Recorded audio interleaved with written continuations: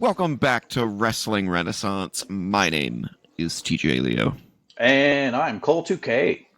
And this is the AEW Dynasty 2025 results show. And for those of you who have never joined us or are joining us the first time or haven't joined us in a while, on our normal Wrestling Renaissance shows, before every WWE, PLE, and AEW pay-per-view, we talk about the build-up to the shows, make our official predictions, and then on subsequent shows like this one, we break down the results, see how we fared in our predictions, and rate each match on the Co-op Entertainment review scale of 1 to 10. And Dynasty was this past Sunday, which was yesterday as of this recording. And it was a thing. It existed. What did you think overall of the show, without getting into any of the specific matches? How do you think it fared? I guess just kind of a general question before we go. Yeah. You said the rating scale is 1 to 10. Yes. Is 0 out of the question? Oh. We don't have a word for 0 on our scale, but we could certainly think about it. Maybe we could, instead of 0, never mind. A word would be Dynasty, but wasn't that bad. Oh no. Wow. Okay. No. Well, wasn't that bad, but no. Just general thoughts. I know this is only the second AEW pay-per-view this year. Yes. It's by far the worst one this year. Okay. And I feel pretty confident in saying that it's going to be most likely the worst one this year at the end of the year. Wow. Probably in the bottom 3 of pay-per-views in the company history so far. Wow. Okay. I can't wait to find out why. Very interested. Yeah. We'll get into why in the specifics of the matches, but surprisingly, I thought it wasn't too bad, actually. Okay. We'll get into why in a bit here, but I thought, you know what I think it is? I think it's that it did. I mean, if you've listened to the show before, you know my problems with AEW. They're well documented at this point. And they made a lot less of those unforced errors for me. They still made them, and we're going to get into those unforced errors. But they made less of them, so I think that just brought it up. But that's not really, it's not a great sign when it's just an improvement when you're not doing things horribly wrong. You're just doing them okay. They're okay. Yeah, it's inconsistencies. It's super inconsistent for sure. But yeah, there's lots to get into, so let's get right into it, starting with the opening match of the main card, which was Will Ospreay versus Kevin Knight in the Owen Hart Foundation Men's Tournament quarterfinal match. Now, before we go on, I know we didn't really cover anything. Well, at the time, nothing had been announced for the 0 hour. Right. But I kind of want to talk about the 0 hour a little bit. Sure, yeah, I didn't see it, so what did you think? The 0 hour, there were 2 matches. The first one was Crew, which I guess is Leo Rush and Action Andretti's team name. Okay. And Nick Wayne. And Nick Wayne's mom. And Nick Wayne's mom, yeah. She gotta be there. Yeah. Against Top Flight and AR Fox. I mean, good match. You know what you expect. Try to get the crowd up for the for the show. Mm-hmm. Not so much more that match, but the next one is what I kind of want to talk about. You had Max Caster and his open challenge. I'm surprised that wasn't on the main card, to be honest with you. Surprised that wasn't on the main card. For who it was that answered the call? Yeah, I would say that should have been on the main show. It was a returning Anthony Bowens. His tag team partner? His tag team partner, who they pretty much had a split several months ago. And Bowens has been off TV for that long. Okay. They kind of teased a split, and then they didn't really have a blow off or a fight or anything to split. But Anthony Bowens answered the call last night to a pretty big pop and a new package, Oh, okay. He's what he was in MLW. He's the 5-tool player. The 5-tool player? The 5-tool player. You're a baseball fan. A 5-tool player, I guess, is someone who can hit, can run, can field. I see. Basically the best. They can do anything. Jack of all trades. Yeah, they can do anything. He is the pride of pro wrestling, which is cool. For him being out and openly gay. Use that for sure. Cool. The 5-tool player, a big, huge return, and he squashed Max in about 90 seconds. Oh, okay. But it was on the pre-show. Yeah, that doesn't make much sense to me, especially since it was a short little thing. And that's their blow-off to splitting a tag team of almost 5 years. Yeah, that's pretty sad. Doing on a pre-show. I mean, that's kind of like Jamie Hayter when she returned it all in on the pre-show. Or Tony Storm. Remember, she did at one point too. Yeah. She got relegated to 0 Hour, and she was like the biggest star. Well, I mean, technically that was part of her amnesia gimmick. She was happy to be on the pre-show, yeah. But yeah, Anthony Bowens returning on the pre-show to confront Max Caster. Wow, what a stupid decision that was. Hopefully that was, and with all the matches on the show that really could have been and maybe should have been on TV instead of a pay-per-view, you kind of could have had this match or confrontation on the actual main show. Yeah, no, I agree. It'll be interesting to see if there's anything that we would have removed from the main card to put that in there instead. Sure. We'll have to see if any of that comes up. Okay, cool. Well, that sucks for Anthony to have a return on the show and have that team split up on. I have to assume that's not going to be the end of the feud. I have to assume that they'll continue. That was a surprise return, a surprise squash, and then there'll be a feud, an actual. I hope. Feud. I hope so too. Because that was the hottest team in all of pro wrestling for a stretch of time, and for it to be end and blow off like that, brutal. Kind of crappy, kind of icky. Yeah, absolutely. All right. But yeah. No, down to the main show. Down to the main show. So yeah, we had Will Ospreay versus Kevin Knight, the debuting Kevin Knight in the Owen Hart men's tournament quarterfinal. I was a little surprised that this was the opener, because I thought this was going to be a show stealer, and putting that on first, not usually a great idea to have a show stealer up front. But they didn't treat it that way. It didn't get a whole lot of time, I noticed. But it was decent. I don't think Kevin impressed as much as I was hoping he would. He had a few, I don't want to call them whiffs or botches, but he had a few... He wasn't in sync moments, in the match. Sure. He wasn't bad by any stretch of the imagination. No, not bad at all. Wasn't a bad debut, but, I'm just so used to Ospreay having, these, 7-star classics, as Meltzer would say. But, it was still a great match, but it just... And a part of it is just the fact that he's debuting, right? So it's I've never seen him before. There's no history here. There's no story. It's just a match. Right. So, it was what it was. It had some cool moments. Had some, typical high-flying stuff from Ospreay and Kevin Knight. I did like Kevin's entrance, though. Yeah. He had a cool entrance. Yeah. Yeah. Any thoughts on it? Yeah, as far as this match opening, I have no problem with it. Okay. It's, Ospreay's going to get the crowd hype.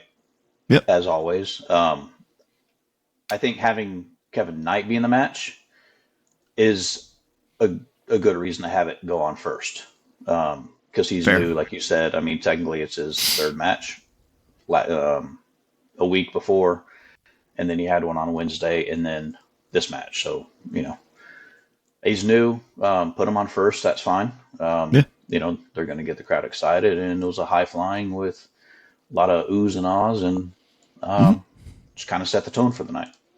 Yeah, So yeah. no problem with it. That's fair. That's fair. Let's rate it. Give it like a.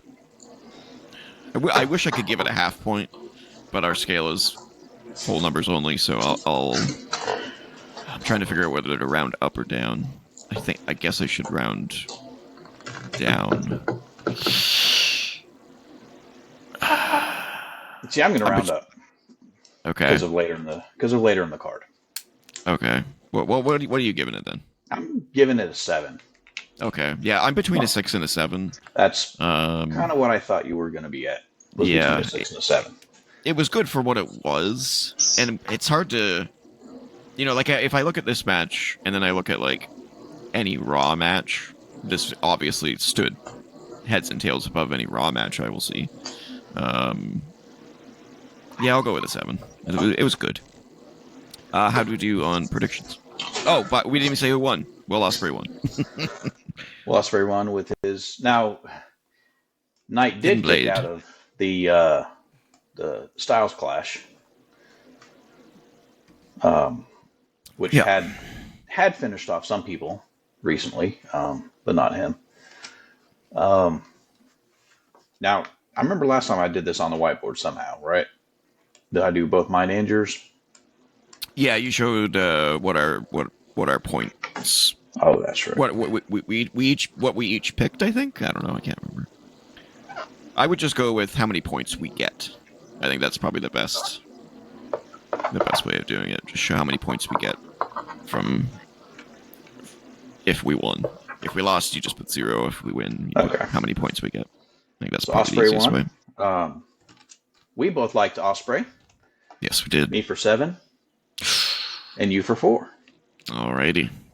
You are off to a good start, sir. I gave it a 7, and I get 7 in return. Yeah. Maybe that's the key. All right. Oh, it's not going to maintain. No, I don't think so either. All right, the next match on the card was the AEW World Tag Team Championship. The Hurt Syndicate versus the Redwood, Big Bill, and the Bad Apple, Brian Keith. So I have a few comments on this match. All right.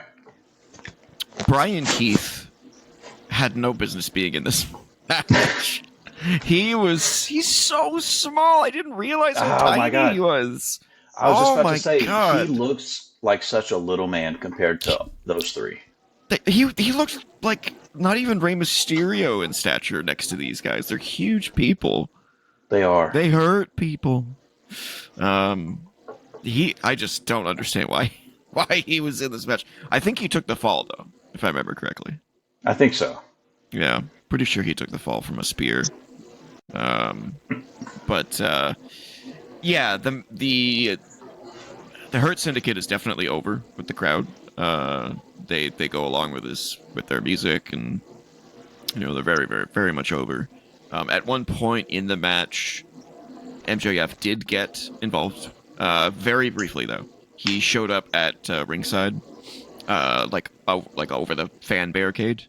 Yep. And I think it was Big Bill got thrown into the barricade, or Brian Keith got thrown into the barricade, and MJF basically just threw a punch. I think it was Big Bill.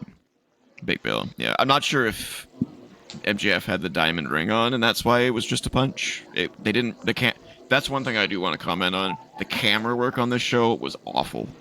They missed so many moments, and the wrestlers also faced away from the hard cam a constant, so you couldn't see their facials.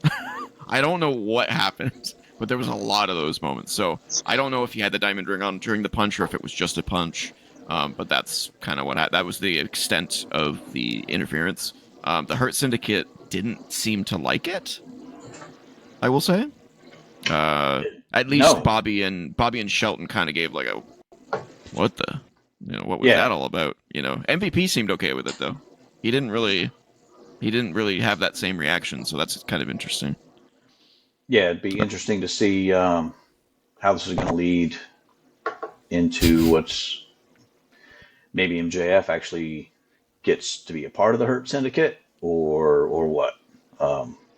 Maybe he leads the Hurt Syndicate, and I don't know. It's weird. I don't think MJF should be anywhere near this, unless it's specifically leading to like a Bobby MJF feud, I guess. But like, I don't want to see that feud personally. I don't know. I don't. MJF's place in the card is just strange right now. It is very strange. I don't know why. What it is. If he's just been like that because he hasn't been around as regular. Yeah. Or what? Hopefully he'll be there weekly like he was, and then they can put him in something a little bit more prominent. Mm-hmm. Yeah. That's about it from the match. I was right. The match did end when Shelton clobbered Brian Keith with a German suplex, and then Bobby Lashley speared him, and then Shelton covered him for the pinfall win, clean. Besides the MJF sucker punch. Yep. I mean, so Hurt Syndicate is going to go on to, I don't know. I have to assume they're going to grow. Like, there's going to be at least one more member, and I keep saying Cedric Alexander makes the most sense, and I think that's probably what they're leading to eventually. Probably. I think the MJF thing is probably just a red herring, in all honesty. Something to fill in the time. Like, it might be like MJF leads them on to thinking that he's going to join them, and then at the very last second when he decides he's going to join them, the Hurt Syndicate turns on him, and Cedric Alexander shows up to actually take his spot. That makes the most sense to me. And then it's just Hurt Syndicate versus MJF in some sort of fashion. I mean, Sim in the chat kind of agrees. Just seeing him, just seems really irrelevant right now. Yeah, MJF. I don't understand. I don't get it. It really sucks. I don't know what team's going to be next for Hurt Syndicate. I don't know. Yeah. They're just going to do a tournament. Are the Bucks? Guess is as good as mine. FTR, Crew, Leo Rush, and Action Andretti. I don't know. I mean, whoever it's going to be, they're not going to lose. Yep. It's going to be a while before they lose these titles. And what's next for Big Bill and Brian Keith? Back to ROH. Right. Like, nothing for them. Yeah. Yeah, so, I mean, coming out of it, neither team, well, especially Big Bill and Brian Keith, there's not no benefit for them. And Shelton and Bobby, it's not about them. It's about Hurt Syndicate and MJF. What's going to happen with them? And that's kind of unfortunate for them. Yeah, because they are definitely superstars in that company. Yeah, this match didn't really do anything for me. I give it like a 4.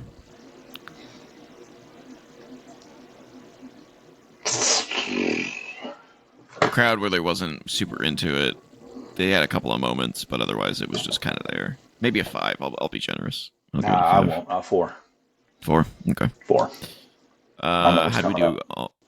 How'd we do on predictions? Very predictable. Very predictable outcome. We both bet, or we both picked our syndicate. Me for 5, and you for 6. All right.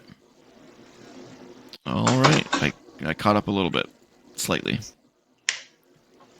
All right. Let's see what was next up. All right. Here we go. Next up was the Owen Hart Women's Tournament Quarterfinal. Mercedes Moné against Julia Hart. And, this was a rough one. This one was clunky. This one was... This one was tough. Yeah. They do not mesh well, these two, for whatever reason. I like Julia, but... Probably their first match together. Yeah. Can be expected when Julia doesn't wrestle as much. Yeah. I just figured they could have gave her Monet someone a little bit more interesting to fight. The crowd seemed completely off. Like most everybody on the roster. Yeah, I mean, she's running out of people. That's definitely true. Technically, it was a title defense. It was a tournament match, but still, I mean, she's, most everybody in that roster, she's faced on pay-per-view already. Gone through. And especially anybody that's worthy of really being in that tournament, she's already faced. It just started snowing. Nice. Like huge flakes. Like it looks like there's like a cotton factory just exploded. Nice. That's crazy. Yeah, this match was tough for me. Like the crowd tried to get into it, but everyone knew that Monet was going to win, so it just had no. This is the match that I would have switched with Max's Open Challenge. I would have got rid of this thing. It did nothing for me. No, there's another match. Yep. Okay. All right. Well, I give this one I give it a 3. 3. It wasn't. Yeah. Wow, we agree. I gotta write these down. Oh, the scores. Okay. Yeah. 7. I went 4, and then 3. You read yours Cole, the down? record keeper. No, I haven't written mine down. I know what they are, though, if you want to jot them. Okay. So I agreed with you on the first match, 7. Yep. 5 for the second one. Yep. And 3 for this one. We both agreed. And then Mercedes won by her finisher, right? The Money Maker. I think it was. No, it was the... Or she went by the tap out? It was a cradle. She just cradled her. Okay. Yeah. Small package cradle? No, it was one of those ones where she like goes behind. Oh, it was it was almost like a backslide kind of a thing. Okay. Yeah.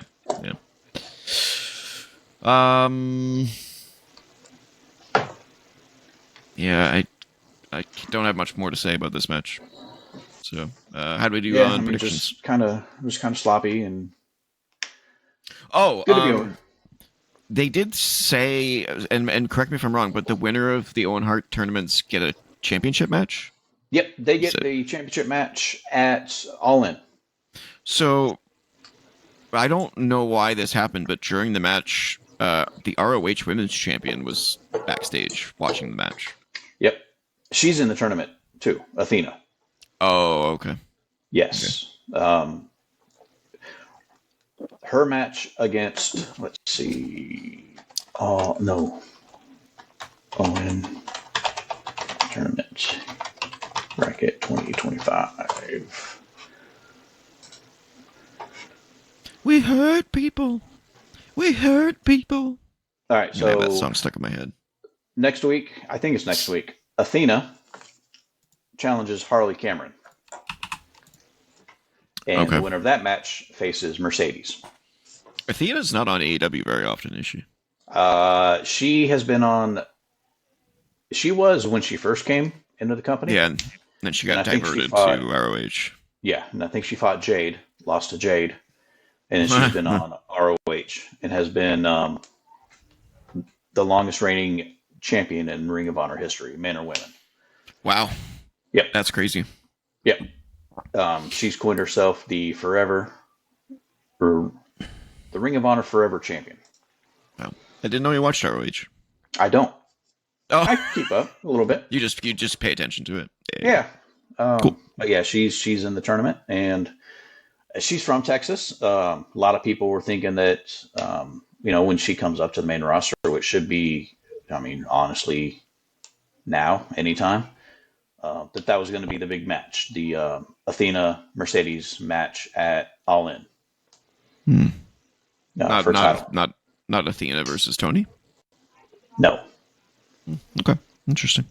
All right. How do we do on predictions on this one? Did we get this one? No, we didn't get this one yet. We both like Mercedes. Me for 8, you for 5.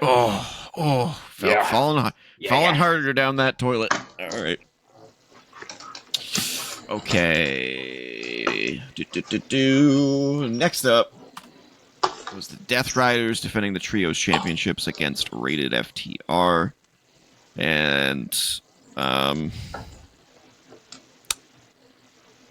this one was another match where the crowd just had a real tough time getting into it. A lot of hand sitting, as I say, when this match was going on. Yuta. Yeah, except for the FU Yuta. Yuta is the Dominic Mysterio of AEW. And just hate him. He's from that area. Yeah. Yeah. Yeah. Edge got a good reaction when he came out, but otherwise, this was another crowd quiet type match. And the crowd was able to sing the whole song of Edge's Yeah, they entrance let thing. him. They let him sing the whole chorus. I don't I don't know if you saw on Dynamite on Wednesday. Nope. You know how they cut it off and then the crowd finished just singing it? Yep. On Wednesday and on Dynamite, the crowd wore off singing it. I don't know if they just didn't know all the words to it and they just kind of stopped singing it, but they didn't make That's it to the so end of funny. they didn't make it to the end of the chorus in the end of the song. That must have felt like shit for Yeah, Cope. yeah, Be like, what? You guys are done? Oh, yeah. okay. It just kind of wore off. Like, yeah. That's funny. Yeah, no, You know, like when you're they did the full tune. at a baseball game and the wave goes around and around really good for a few times, and then people just start not doing it anymore. That's And what it it just felt like. dies. That's what it was like. Yeah. Oof. Trying to remember if there was really anything entertaining about this match. I gotta be honest with you, it was pretty lackluster. There was one point that was kind of cool, but I'm kind of over FTR, honestly, at this point. Yeah, the Like, match itself was okay. yeah, But yeah, like you, I'm kind of over the FTR yeah, they're, act. yeah, like they're uninteresting now. The whole just fists, no flips, or whatever crap.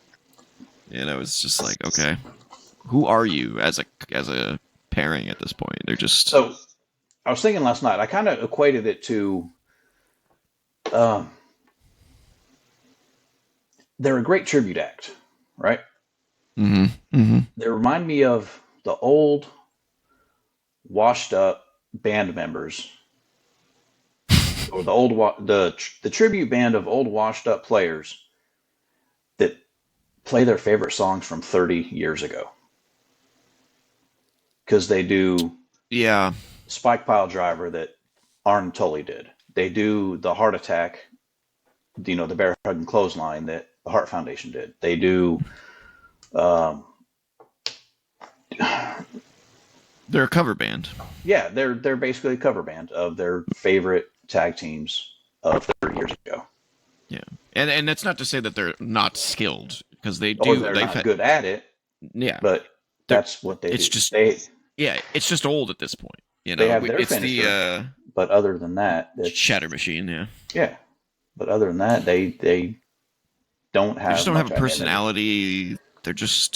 They're like a blank slate, which is not good for a team that's been around for as long as they have. I gave them credit, and I was super interested in them when they were in NXT, having just absolutely sick matches with the likes of like DIY and whatnot back then. Jordan Like, and Gable. yeah, they are probably in at least one of the best tag team matches I've personally ever seen. Sure, yeah. In NXT. But we've come a long way from now. We've come a long way since then, and they're still just FTR. They're still just the same, And some people would argue, well, so are the Dudleys, and so are the Hardys, and so on, so on and so forth.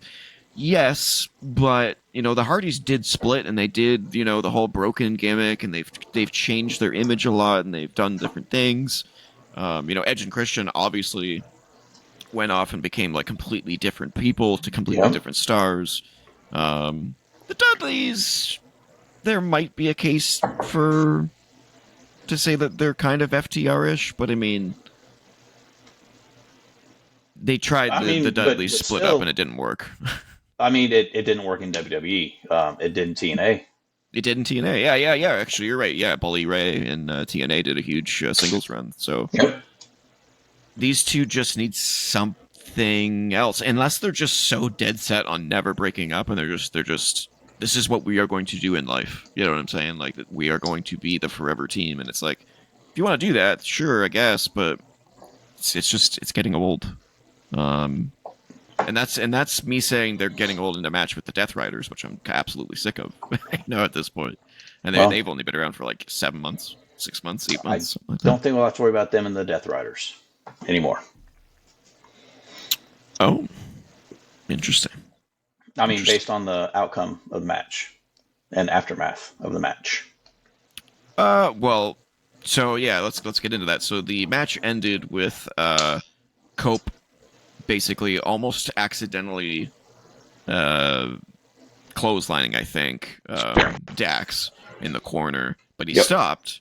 But then Yuta shoved Copes into Dax. They bonked heads, and then that led to the what do they call that? The psycho knee. Psycho knee, yeah. The Daniel Bryan knee. Yeah, I still call it the knee plus. I liked that name. I thought it was clever. And then that was it. And then immediately following the match, Dax turns on Cope, and it looks like what's the other guy's name? Cash. It looks like Cash is Wheeler. There's Yuta Wheeler and Cash Wheeler. Yeah. Wait, they both share the last name in AEW? Yeah, Yuta Wheeler and Cash Wheeler. Are you serious? Yeah. Wow, it just clicked to my. It just clicked last night to me too. Cash Wheeler. Didn't he have a different name in NXT? Yes. He is Cash Wheeler in. So when Yuta came in after Cash, I think they didn't think to change one of their names. That's so weird. What was his name? I know there was Dax Wilder. Dash Wilder. Oh my god, that's so funny. Cash Wheeler, Dash Wilder. And what was Dax Hardwood's name? He was Scott Dawson. Oh wow, completely different. Okay. Yeah. Wow, I never would have remembered that. That's so Me funny. neither. I just wikied it. Yeah. That is hilarious. But yeah, so it looked like Cash was going to side with Cope, but then he didn't. And then they shatter machined Cope and gave him a pile driver on the steel step or steel chair, and then gave him a concerto, and they just beat the shit out of him basically. Which I'm sure he'll then just appear on Dynamite just fine. Did they do it? It's AEW. Because they lost? Or was that the plan? Do you think? That's always the thing, right? Because it's in these situations where they do it after the match. I'm like, so if they were planning on doing this anyway, why did they even bother fighting in the match? Right. You know what I'm saying? So so I guess it's because they lost. But Cash didn't seem to understand what was going on at first. So It was like, yeah. But then he was totally behind it after. Yeah, bad storytelling. Reasons. After 10 seconds for reasons. Yeah, not good storytelling. If they come back and say, you cost us the match and that's why we did it, well, maybe. But he really didn't cost him the match. No one really cost. It was basically a clean loss. Now, I mentioned earlier in the show that while the overall Dynasty show didn't have as many unforced errors as normal, it did have a few, and this is one of those matches. This was we're going to call it from now on. We're going to call it TJ's Tombstone Counter. Oh, because once again in this match, I think it was Pac or Pac, whatever his stupid name is, gave Dash. Was it Dash? Dax, the bald guy, a tombstone. Dax. He gave him a tombstone, and then I think Wheeler did something off the top rope. I think, and then Claudio did something crazy to him again, and then he kicked out, and then we had just a series of more stupid kickouts. And I was just like, there was another one. Another tombstone? Yes. Was it in one of the matches we've already talked about? I don't know. That's the one I specifically remember being egregious, because then they did like two or three more moves, and then it just led to just a bunch of nonsense. The AEW kickout party, you know. It was just really irritating. I just hate that crap. You're making the Oh no, it tombstone look. wasn't this match. Okay, No, never I mind. don't know. Yeah, I know. I know it wasn't this match. It may have happened again on the show, but um, yeah, I'm really sick and tired of AEW making the tombstone look like a pussy move. How does Yeah, that like? How does that honor the legacy of the Undertaker? It doesn't. It makes it just shits all over it, just like people started doing with the DDT. You know, just because a guy retires doesn't mean you can just use his move as a regular move now that doesn't do anything. Like right. that's just stupid. You know, there's so few protected moves in AEW. Start protecting moves. You know, and there is a much worse match that's more egregious for this particular problem. But we'll get to that later. I'm sure we will. Yeah, but yeah. Uh, Also, the crowd did not seem at all surprised at the turn at the end.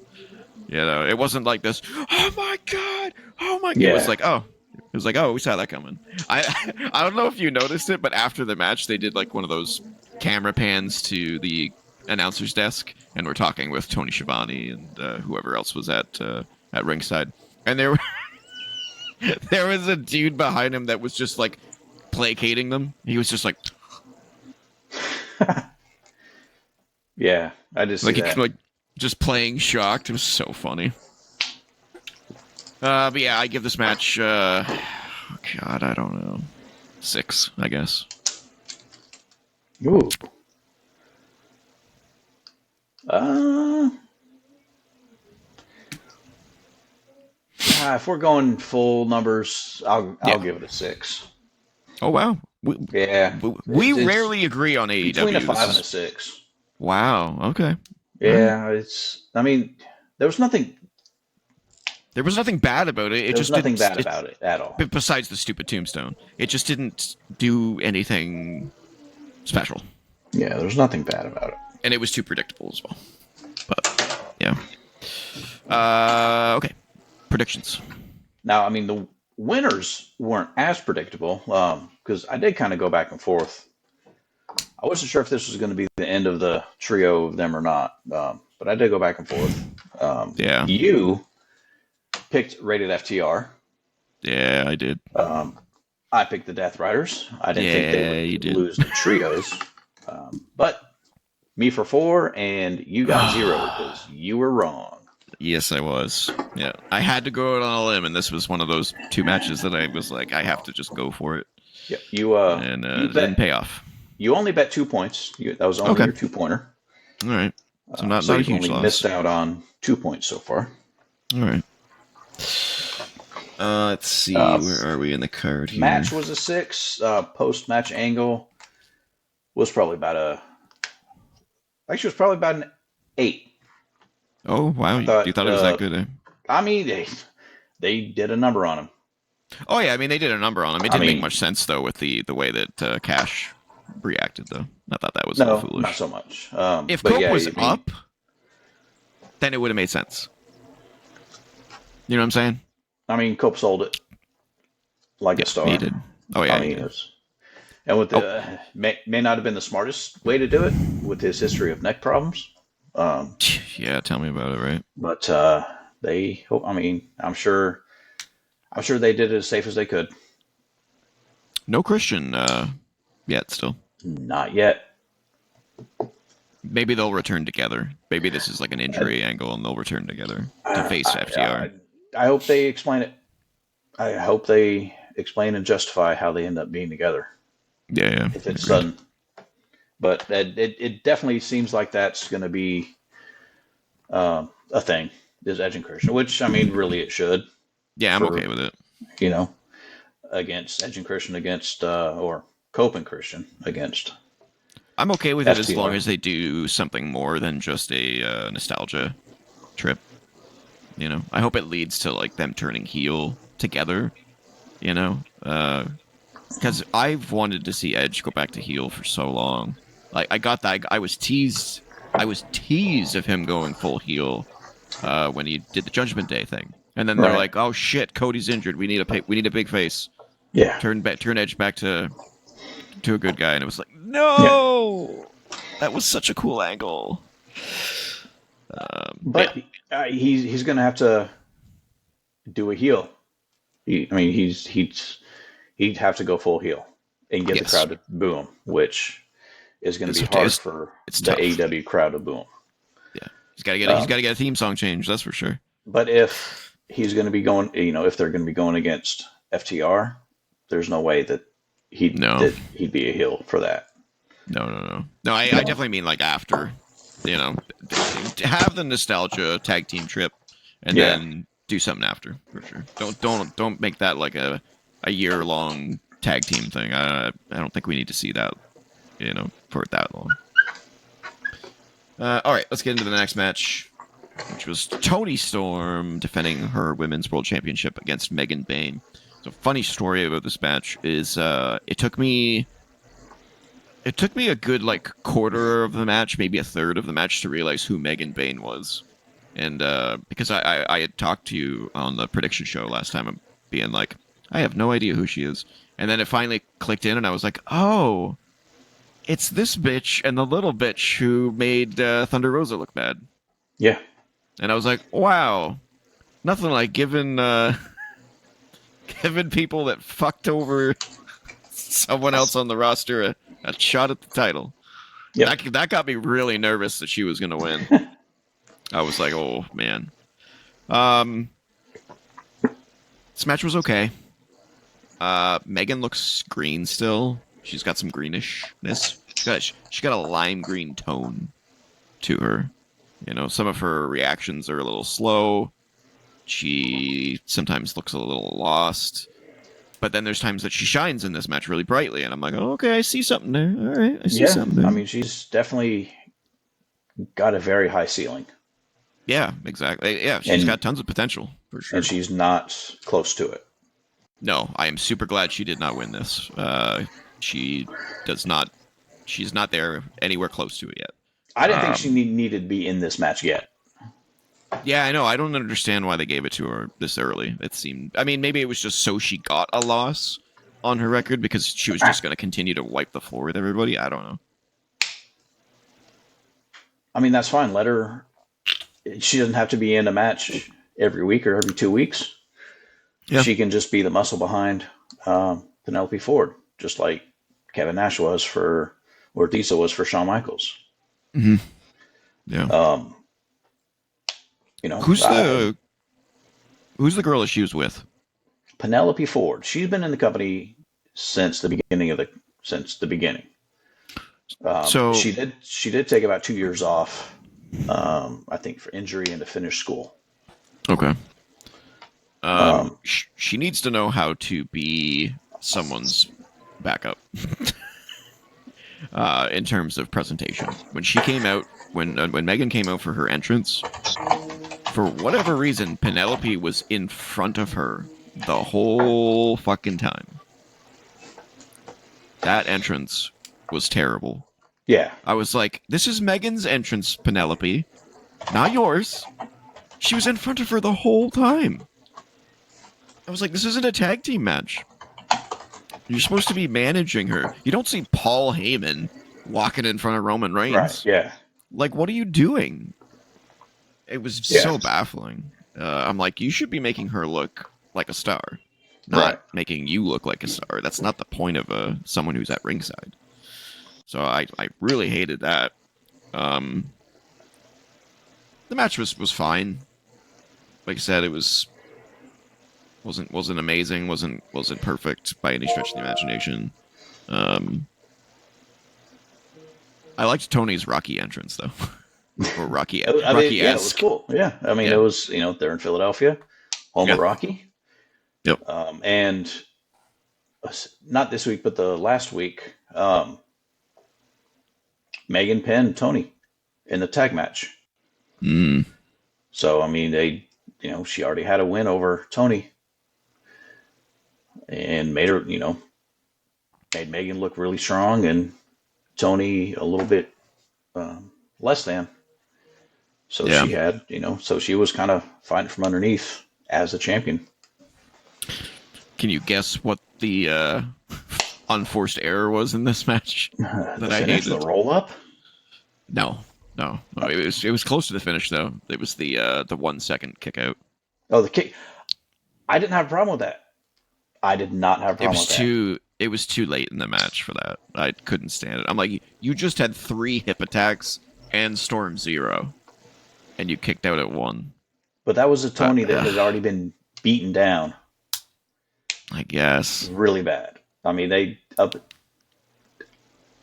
don't know. It didn't feel earned for me. I don't know. And the crowd was kind of shocked by it. It didn't seem like it was in an expected way. You know what I'm saying? Like it felt like I mean, that was weird. They did it to keep her looking strong. Strong, yeah. Because of how she lost. Yeah. I don't think it helped. No, I don't think so either. I think she definitely looks a little weaker after losing to a roll up like that. Yeah. Because she was in the inside ring. Cradle win. Yep. Because she was in the ring pouting, saying, what happened. She was caught off guard or surprised. It just looks weak. She was just kind of, she wasn't crying, pouting her. No. But she was just kind of dumbfounded. And you don't want your strong,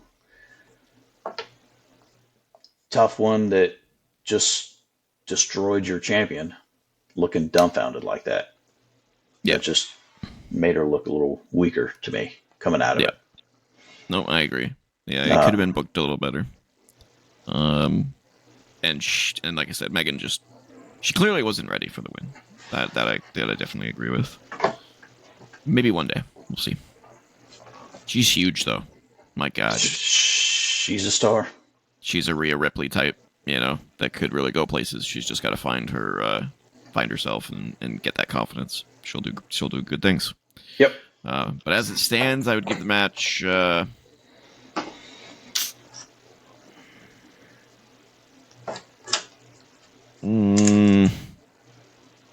in that precipice again, where I'm like in the half zone. 7 for me. Yeah, I'm gonna go with the 6. Yeah, I was between a 5 and a 6. I'll go with a 6. It was good. All right, predictions.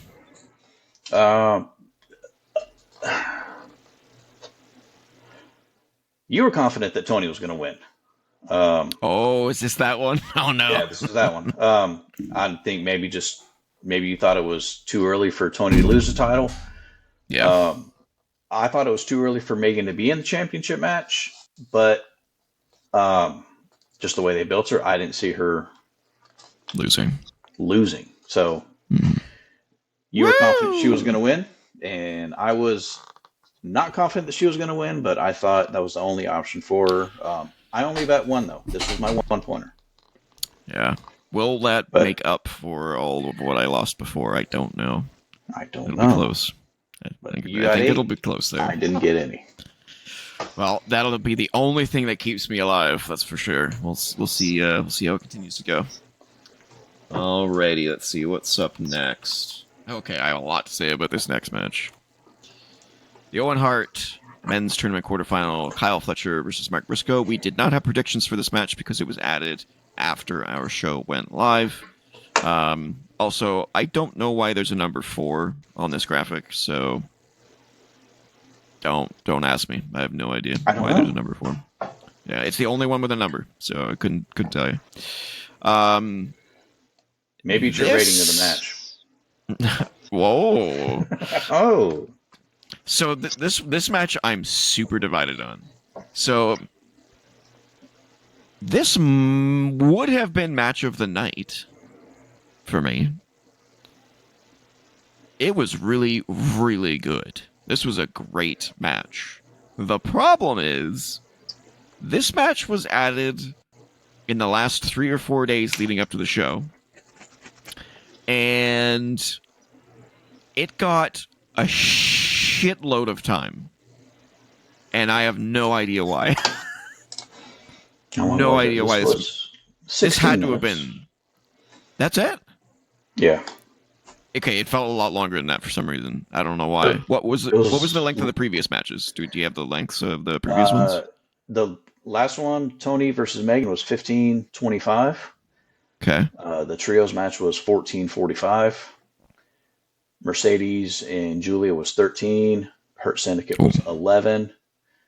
Will Ospreay and Kevin Knight was 13:50 So it's the longest match of the night so far. That's so that. far. Yeah, Yeah. Okay. Yeah. Why? good Why was question. this given more time than any of the title matches? I don't understand. That being said, the match was fantastic. I loved this match. Kyle Fletcher is a freaking beast. He is. He is an absolute stud. That guy is going to be a huge champion. I'm dumbfounded at how good he is in the ring. He He is is Will really Ospreay good. level good. It's crazy. Now, having said that, this match once again does suffer from why the fuck did he kick out of that syndrome? Uh, can't give you any specifics, but there was quite the number of, you know, I don't think he should have kicked out of that moments.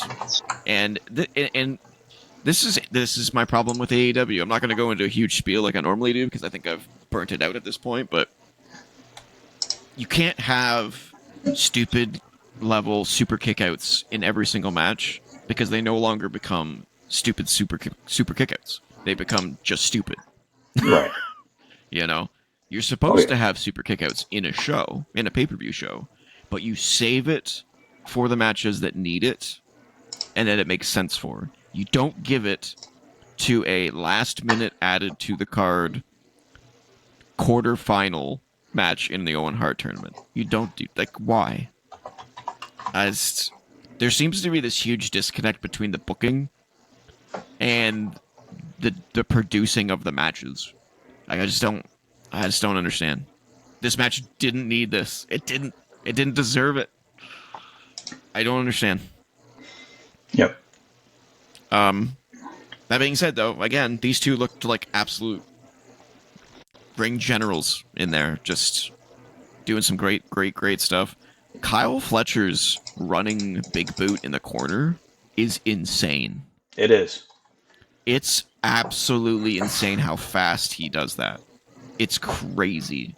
Now, I have a complaint about it because he should be saving that as a finisher because it looks so devastating.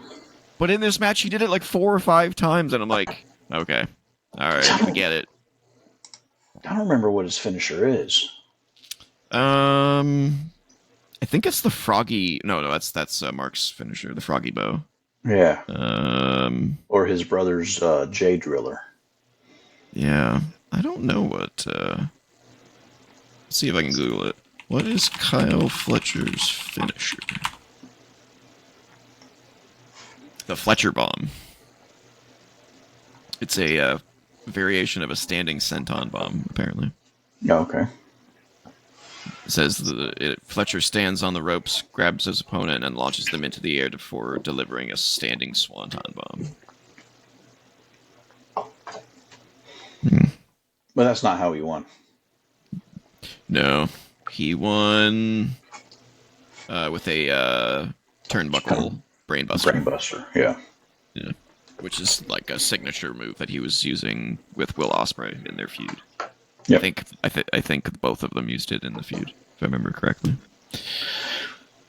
And this was not their first match against each other. They've gone against each other recently. On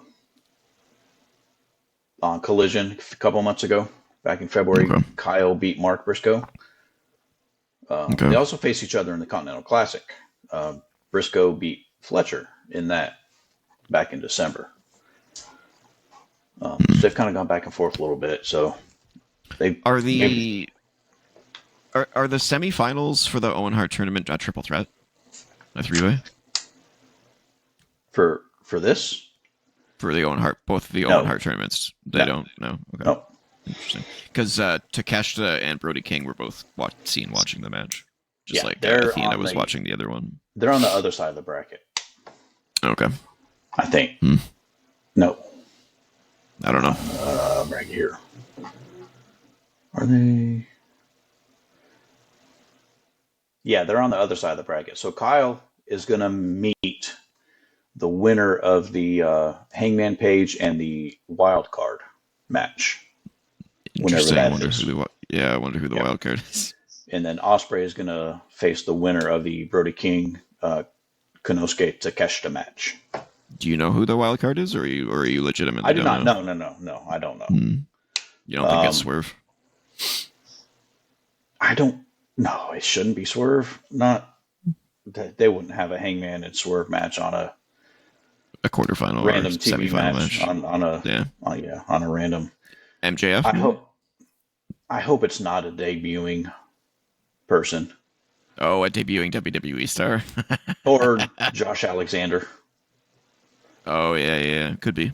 Yeah. I hope not, because Page is going to win. Yeah, no doubt. I don't know. It'll be Hobbs, maybe. Yeah.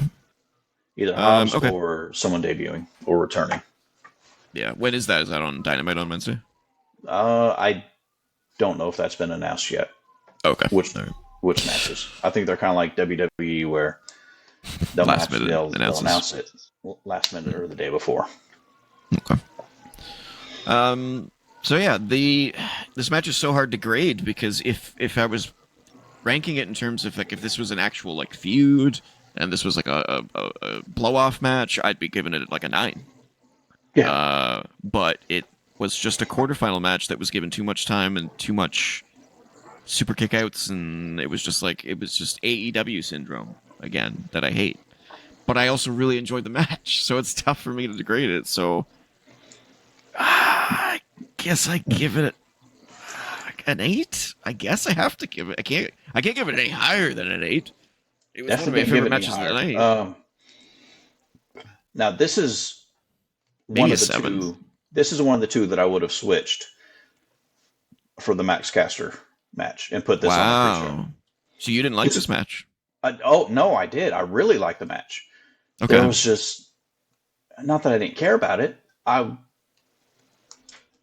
just didn't have a purpose on the show. Yeah, I surprisingly enjoyed it a lot more than I thought I would, because there was nothing going into it that interested me in it.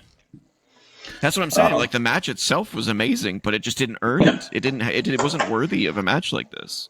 And that's just that's such a big part of AEW's booking problem. They don't know where to put their time.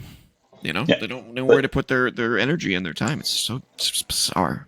But yeah, just because there was nothing behind it other than just random tournament, this is not one that I would have put on the main show. Okay, what would you give it? I'd give it an 8. Yep. Okay, we agree. Okay. Yeah. Interesting. I mean, it was a really good match. I really like Mark Briscoe. He gets I love both these guys a lot. Yeah. These guys are both workhorses. They're great. Yeah. He just gets a short end of the stick because I don't know why. Yeah, I'm not sure either. He just doesn't win a lot. He's like Gable. Yeah. He's definitely the Gable of AEW for sure. All right, how we doing predictions on this one? We didn't. Well, we didn't do any. Yep. We didn't do any because this was after the call. That's right. All right, let's move on to the next match. I would have picked Fletcher. Yeah, so Mark Briscoe never wins. No, not in a long time anyway. No. All right, the next match. He doesn't win anything significant. No. The next match was also not something we did predictions on because it was added last minute. We thought this was I think you had mentioned this match on our prediction show and that it would probably end up being on 0 Hour, which it didn't. Should have been on 0 Hour. This is another one that I probably would have switched out for the Max Caster thing. Chris Jericho defending his ROH World Championship against Bandito, and if Bandito loses, he loses his mask. Bandito, so I like I've never seen him before. I like his entrance. He has a decent style in the ring. However, he definitely sort of, maybe you can back me up on this. He screams Sin Cara to me, where he seems like he's not fully adjusted to American style wrestling. There's a lot of like, That's oh fair. wait, and like Jericho had to like tell him to do stuff a bunch of times during the match, and I'm like, okay, he's not in the flow. He's waiting for instructions. You know. I thought he was gonna win this match, though. I thought they were Bandito like, or Jericho? well, I'm Bandito, because I was like, Okay. it would, Jericho's been champion for a while. Is Bandito really gonna lose his mask? And then I was like, oh, they've lost Penta and they've lost Rey Phoenix. They kind of need a new luchador. They've got Maybe Hologram. Bandito is him. Oh, give me a break. They've got That Gravity. was, They've got Commander. They've oh got my god. I don't know, Send it back to 1999. everybody Jesus, else. brutal. They've got all the other luchadors. Yeah. Um, The lawyer, Frank the lawyer, Beast Mortos. Beast Mortos. Oh my god. They have so many like 1990s WWE Right. gimmick characters. It's weird. But no. Jericho won. With the help of The referee. The help of Aubrey. We right, are yeah. not going to gloss over this.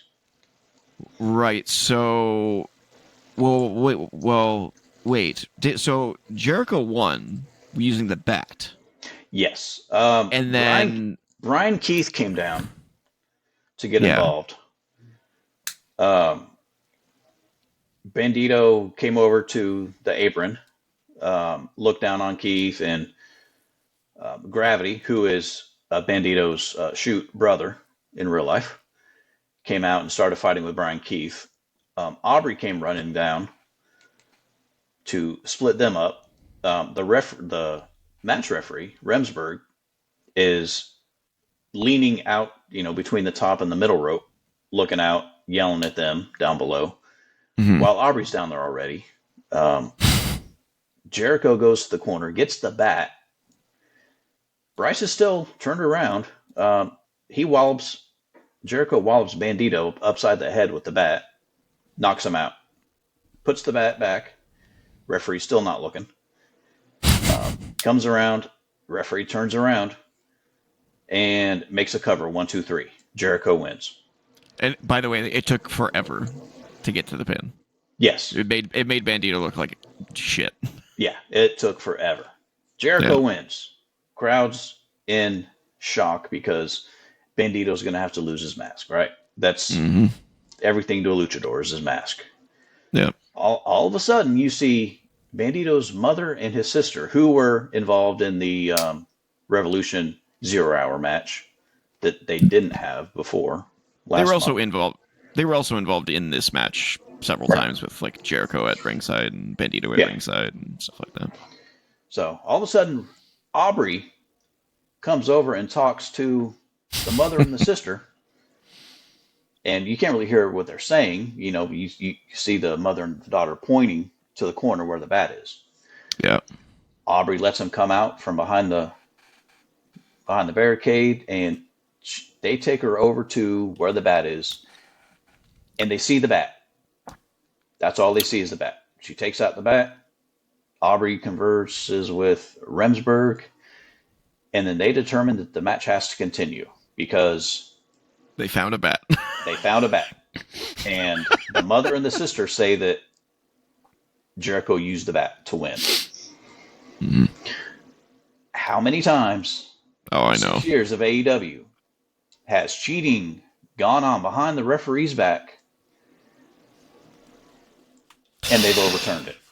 They've overturned the decision. Yeah. It has happened once before. Selective refereeing. And it was the same exact kind of situation that involved Aubrey. But they make their referees look like such chumps on purpose. Yeah, they do. Yeah, they do. It's by design. It's not the referee's fault. It's Tony's fault. It's the wrestler's fault. But they just make them out to be looks chumps, and then they decide the match has to restart because of cheating that no one saw, that the ref didn't see. Yeah. Does not make any sense at all. Especially when you look at later on in the match, later on in the night when it in the main event. Yeah. And the refereeing in that. It's just so inconsistent.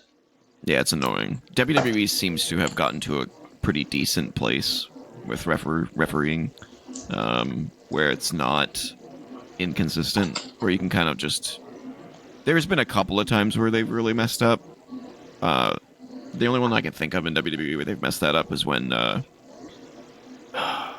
can't remember what match it was, but the ref should have called the pin, I think it was. And he didn't. Even though the refs are told. It was Drew. Was it Damien? I think it was Damien and Drew. Damien didn't get his shoulder up. Yeah, I think it was Damien. Berlin? Was it match at Berlin, maybe? It was definitely Damien. It was Damien and Gunther, wasn't it? Their second match. Something like that. And then or maybe it was their first match. I don't know. It's one of those two. I'm pretty sure. But it was definitely Damien. And then the Gunther and Randy match at King of the Ring. Oh yeah, he counted the pin when he shouldn't have. Yeah, when Randy's shoulder was up. Yeah. Those things are so unfortunate, and the referees there need to really get they're told if the shoulders are down, call it. If the shoulders are not down, don't call it. They're told that if a fuck up happens, the wrestlers are responsible for fixing it. It's not your job to fix it. And yet they still make that mistake. And I don't know whether it's those referees are just used to the old ways and they're still having trouble, adjusting to that. But at least they're mostly consistent with that stuff. AEW is just it seems like every pay-per-view we talk about it, we're like, oh, the refereeing was just, it's at the referee's discretion. And it's always no, it's at the booking's discretion. Right, yeah. And it's like they're not communicating with the referees we want to spend 3 or 4 minutes outside the ring right here. Yeah. And then the referee says, oh, well, you guys need to... I got to start counting at some point, so you're going to have to break counts. Yeah, I'll wait 10 minutes and then I'll start counting. Yeah. It's yeah. It's it's unfortunate. Ospreay was on a radio show last week talking about how, the differences between WWE and AEW, where AEW is more sports-based, where the wrestling is the main star of it, instead of the talking, the story development. Yeah. It's not, you can't really say it's sports-based when you don't have rules, or when the rules are so inconsistent from one match to another like that. Yeah. So, but yeah, the match, and it got worse restarted. Too. Yeah, oh yeah. But in this one, the match restarted and Jericho won. Yeah, but it was worse because they said the match was going to restart. The mom and the sister start cheering, and celebrating. Jericho reaches out and grabs Bandito's sister, I think it was, by the hair. She slaps him, or the mom slaps him, one of the two, which sends him flailing back into Jericho, or back into Bandito, who is on his feet and not selling a bat shot to the head. Yeah, he's perfectly fine now. Yeah, that he just got 1 minute earlier. Yeah, gets his finisher and beats Jericho. So they didn't even they restarted the match, but they didn't even give either of them a chance to be in a corner or recover. They're just oh yeah, it's still going. Even though the sister just slapped Jericho, so that should have been a DQ. It's just so all over the place. The match itself wasn't great. The finish was really bad. This might be maybe the worst match of the night for me. I didn't like it. Go by far. Yeah, I give it Give that 3. Now, are you going just on one match, or are you doing it as 2 separate matches? A 3 and a 1, I guess, then. 3 overall, yeah. I'm going to 1. What are you giving it? 1. I'm going to 1, yeah. Yeah, it was the whole thing. Just a travesty that shouldn't have been on the show. Yep. But at least Jericho's not champion anymore. That's a good thing. Well, hopefully he takes some time off, or I don't know what he's got to do something else. I will say he's still decent in the ring though, which is weird. When he started the match and he did that code breaker immediately, and then he did the line salt and stuff, I was like, man, he doesn't With the look right like opponent, he should be able to. He still works really. He's still good. I'm still getting into his matches with the right opponent. Yeah. I hate his intro now. The learning tree. I am the learning tree. I am the learning tree. So annoying. Yeah. It's funny though. All right. How we do on predictions? Oh no, we didn't predict these. We didn't predict it. This was the other match that didn't get any because it was last second announced. Although I probably would have picked Jericho for a low number. I probably would have picked Bandito for a low number for the reasons I stated earlier, where I was like, it just makes sense that they want to give a Lucha some attention. Yeah. Okay. Next match. The TNT Championship. No time limit. No outside interference. Adam Cole versus Daniel Garcia. Oh, sorry. Fell asleep. Right. Oh, that'll be later on for me. This match was brutal. This crowd couldn't have give 2 shits about this match. No. I don't know whether they just don't care or whether they were burnt out by this point. But they did not give anything to this match. I think they were just. I felt so bad. I think they were just ready for. I think maybe coming off the Jericho match, but I think also kind of saving themselves for the Kenny match in the main event. In the main event, yeah, they were just. It's one of those things where it's another thing that I just don't like about AEW pay-per-views is that. I'm so used to WWE pay-per-views now being they don't feel short, but they feel focused. And they typically only have 4 or 5 matches, or in the case of some of the bigger ones, 7. But every single one of their pay-per-views has 8 or 9, or sometimes more. When we did the predictions, they had 8, which 8. I think would have been a great number for them for 4 hours. Yeah. And it turned into 10.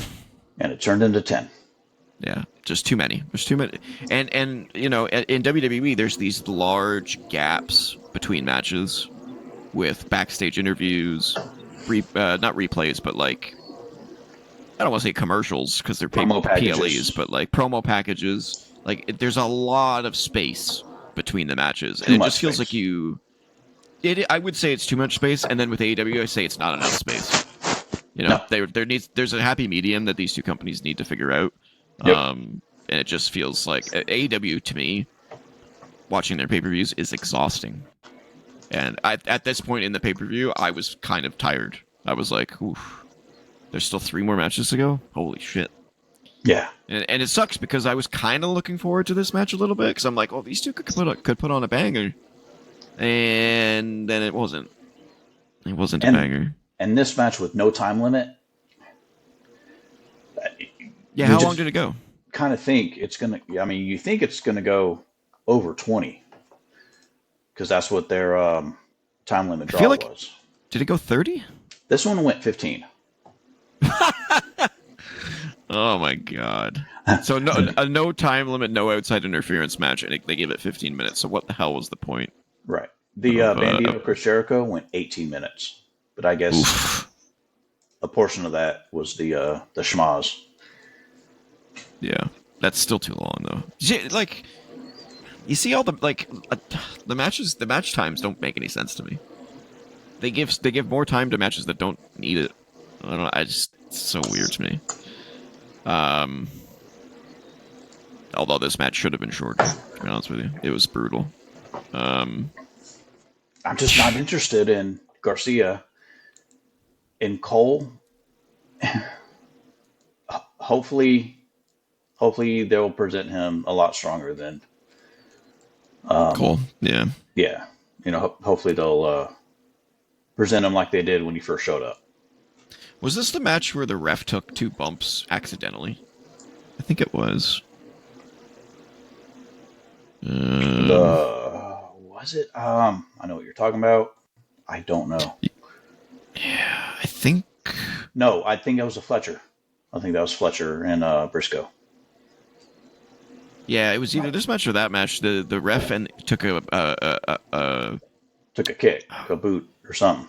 no. So what do they call that thing that Ric Flair used to do to the back of the knee? Oh, the chop block. Yeah. Someone did a chop block on someone at ringside, and also hit the ref in the leg. And then later on in the match, he got landed on half. It was really weird. I don't remember which match it was now though. But yeah, when that ref took that chop block, I was like, it looked like his knee was busted. And he probably just got right back up, right? Yeah, he rolled away and then got back up pretty quickly. Yeah, same thing with the one in the ring. He got back up pretty quickly. No sell. Yeah, but any other kind of rev bump, they explode and just they explode into pieces. Oh, and they're dead. And they're dead for 5 minutes. Yeah. The accidental ones, no, because it's not a planned spot, so they can't do it. Yeah. I don't even know what to say about this match. I was so bored. The crowd was bored. I was bored. I just don't. They were playing up the Cole injured ankle angle. Yeah, they did. This is how little much I cared about this match. I have nothing to say. I just don't have anything to say. It was so exhausting to watch this match. I think we talked about it on the pre-show or the prediction show, but I definitely still feel like this pay-per-view needed a stipulation match somewhere, and I feel like this is probably the one that it could have used a no DQ kind of a thing. They had a no DQ match. Oh, the main event. Oh, the main event. Yeah, Jesus, man, we'll get there. Yeah, we'll get there. I have nothing to say. I'm trying to think of something to say, but it's like, okay, Adam Cole won. It happened, and it was a thing that existed. Yeah, rough. Wasn't great. Wasn't bad. It just existed. Yep. Yeah, I gave it a 4.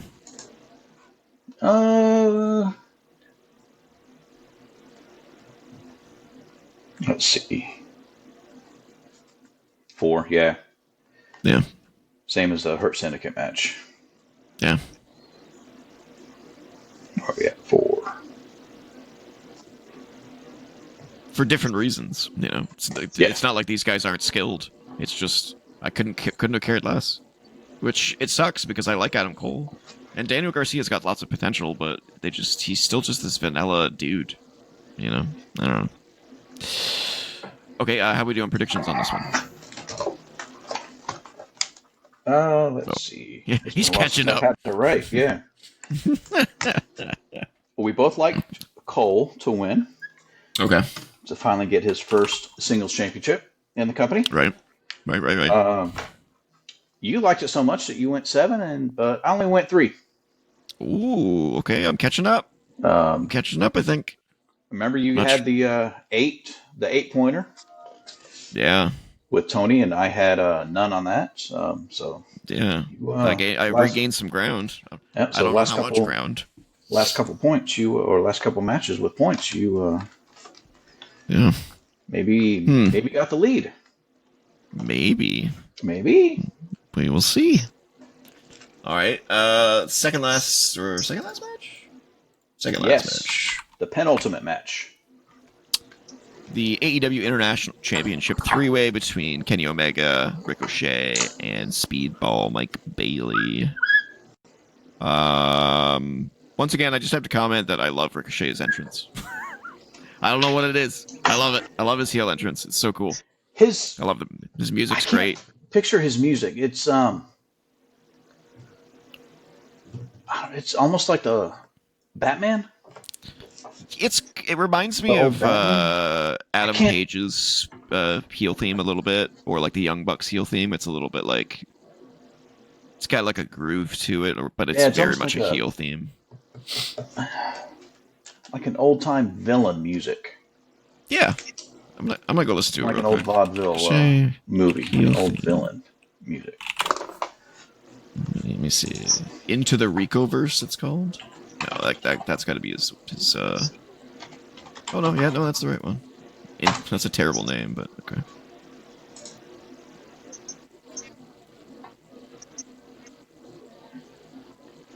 Oh yeah, that it. Oh yeah. Oh yeah, like that's sick.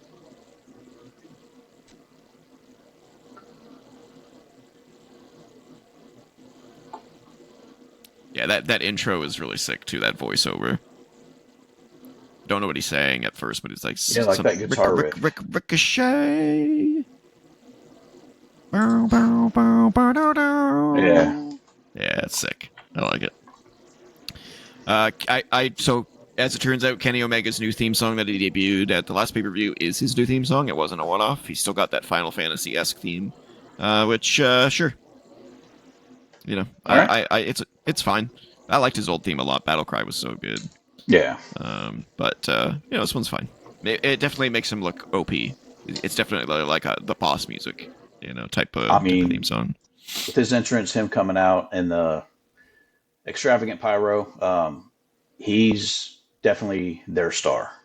Yeah, they've positioned him as the Roman Reigns And of with WWE or of AEW. Sorry. them not having their world championship title seen in 6 months, 7 months, they're they're really kind of presenting him as the champion Yeah, yeah, definitely. in the company. Yep. So this match was great. It was It was what we great. expected. Yeah, it was exactly what we expected. A triple threat, high flying craziness. I will not say it was perfect.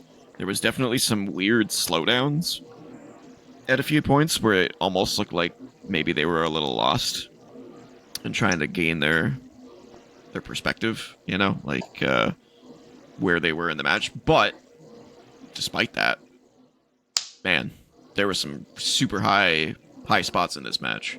The stuff that Speedball Bailey did with his knees in this match, oh my god, that kid's gonna be a paraplegic. Like by the Yeah, time he does crazy stuff, man. I guess he wouldn't be paraplegic. Yeah, paraplegic. Yeah. He's not gonna have use of his legs at some point. Because good lord, at one point he landed on both of his knees on the apron yeah, after a backflip.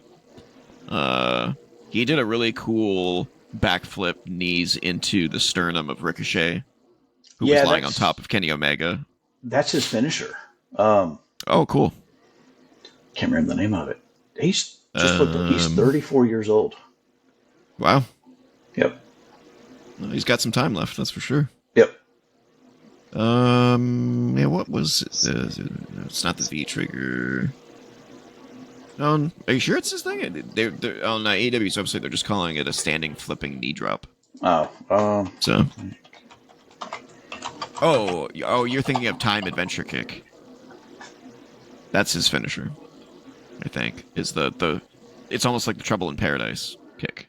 now I was thinking the one where it's like a shooting star press, but he lands on his His knees. knees. Yeah, he Yeah, lands on his yeah. They don't knees on seem the to have a back. name for it. They're just calling it a. Oh, Bailey went for a shooting star knee press. Yeah. It's literally just called the shooting star. He needs a name for that. Okay. He needs a name for that. Oh, oh no, that's Ricochet's used a move called Vertigo. I'm not sure what that one is. Yeah. Crane Something kick, about- V trigger. There's so many moves in this match. It's really hard to specify, but it was Yeah. absolutely fantastic. It was Yeah, great. he did do the Karate Kid crane kick. Yeah. Yeah, he did that a couple times. Really good. I will say once again that it wasn't perfect, and it did have some of the unforced errors that I don't like about AEW. Unless there's a reason for it. Now, there was a lot of huge kickouts from all three of these guys. They made all three of these guys look super strong. Lots of super kickouts. But are they going to make them into stars? Like, are they going to go anywhere? If they do, I'm okay with it. If Ricochet and Speedball end up on AEW Dark next week, I don't fucking like it's just another thing where I'm like, why did you build these guys up for no reason? So I mean, hope that's the that they're thing going with somewhere.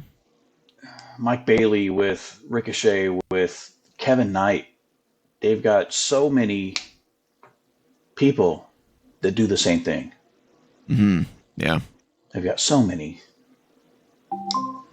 I almost feel like they could, like, once they get rid of the Continental Championship, they should almost create, like, a cruiserweight belt, but not a cruiserweight belt. You know what I'm saying? Something like TNA does the X Division. X Division. Yeah, they need that. Because they have a lot of guys that can do that stuff.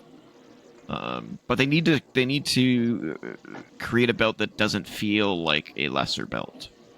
You know, like the X Division belt. That the X Division belt doesn't feel like a cruiserweight title. You know, it feels like a highlight title, a really good one. Whether they'll do that, I don't really know. Because their TNT championship is kind of that, I guess. I don't know. They could definitely use something to highlight some of these smaller guys though, and give them runs with the titles. It's hard to give like Speedball Mike Bailey is amazing in the ring, but he's tiny, just like who was the guy from the tag match earlier? Bad Apple. Keith. Yeah, like he's tiny like Brian Keith. Way more talented though in the ring. But like, can you see Speedball Mike Bailey ever winning any title in AEW? A world title? He's so or any small. title? Any title. Like, maybe the TNT title at some point. But like, I just don't see him winning anything else. Can you see him walking around with the International Championship? That thing weighs more than he does. The Ultimate Weapon. That's what he calls it. Oh, that's what he calls it? The Ultimate Weapon? Yeah, the Ultimate Weapon. Or Ultima Weapon. Oh, Ultima?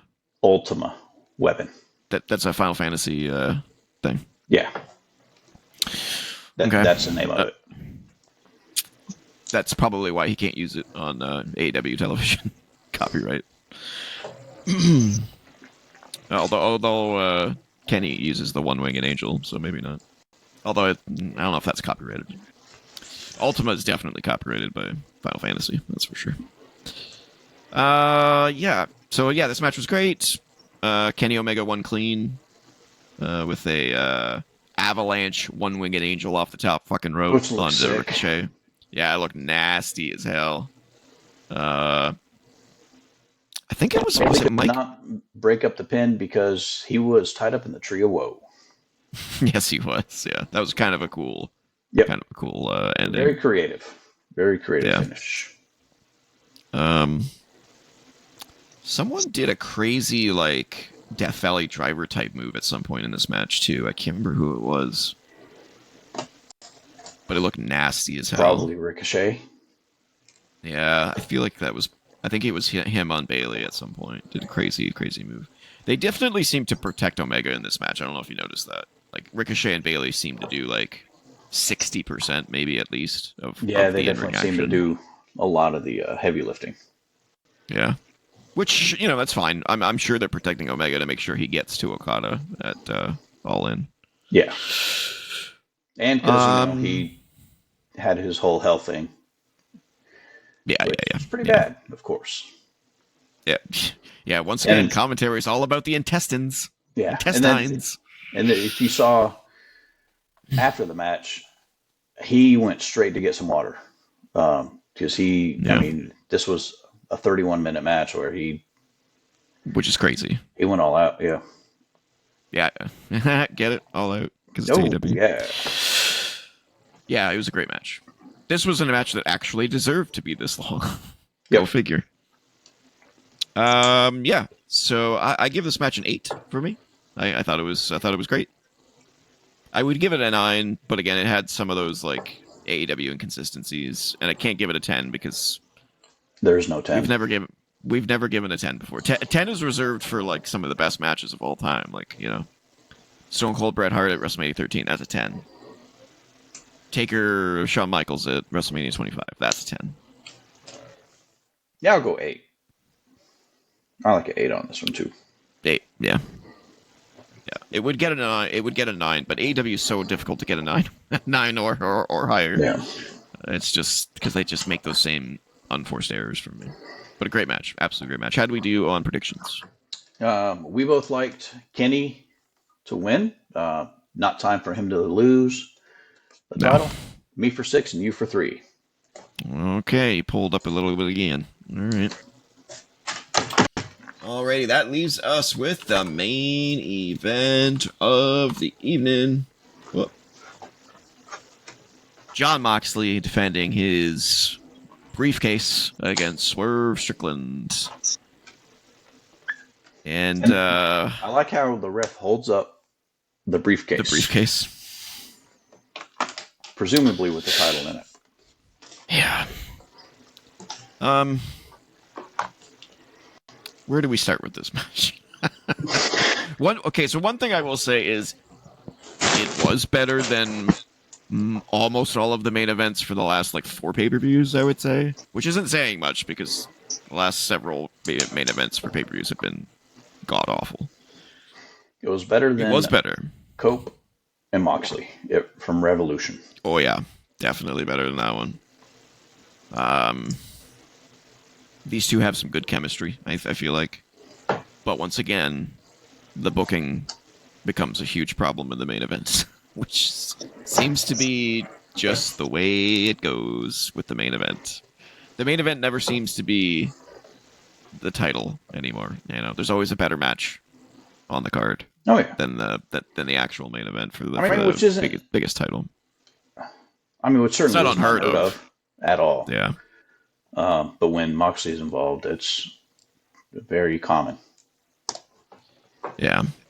I guess the biggest moment of the match itself, we'll talk about the end of the match in a bit, but probably the biggest moment of the match itself was when they were on the ladder on the outside, and Swerve gave Moxley a, what does he call it? His Swerve Stomp. Yeah. Jumped off the ladder onto Jon Moxley through a table. That was pretty cool. A ladder? So this was a no DQ match? Yeah. Aren't they always a no DQ with Moxley? I mean, yeah. Yeah. I can't remember how the ref got taken out. How did he get taken out? Let's see. One of them threw a chair.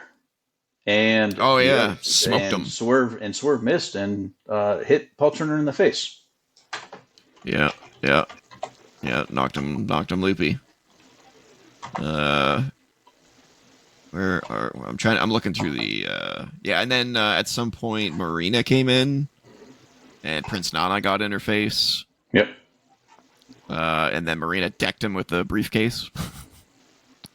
Yep. Then Mox went for the cutter, but Swerve stepped aside, and Mox hit the cutter on Marina, which was funny. And then Swerve hit a paradigm shift on Mox.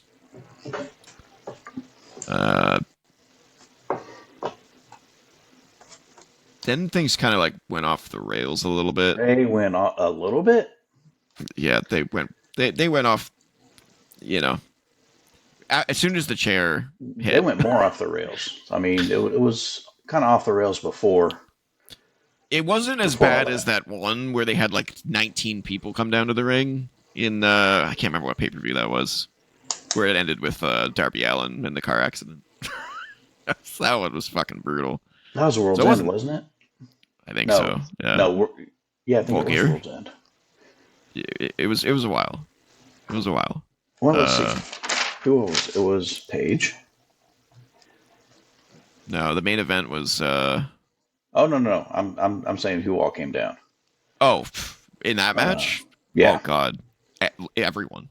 Well, yeah. I mean, counting Nana, counting Marina. Oh, so in that match, yeah. Everyone from Death Fighters was down. Page was down. So Christian was down. this match, Christian wasn't in this match. No, I'm talking about the one I'm talking Oh, about. no. Like the old one. This No. this match, yeah. This one, yeah. This match, So 3 other Death Riders. Yeah, the 3 Death Riders came down. They got turned away by Samoa Joe. The Ops. And 2 other guys. I don't remember So that's who they were. 3. Hook and Shibata. They're the Ops. Who else?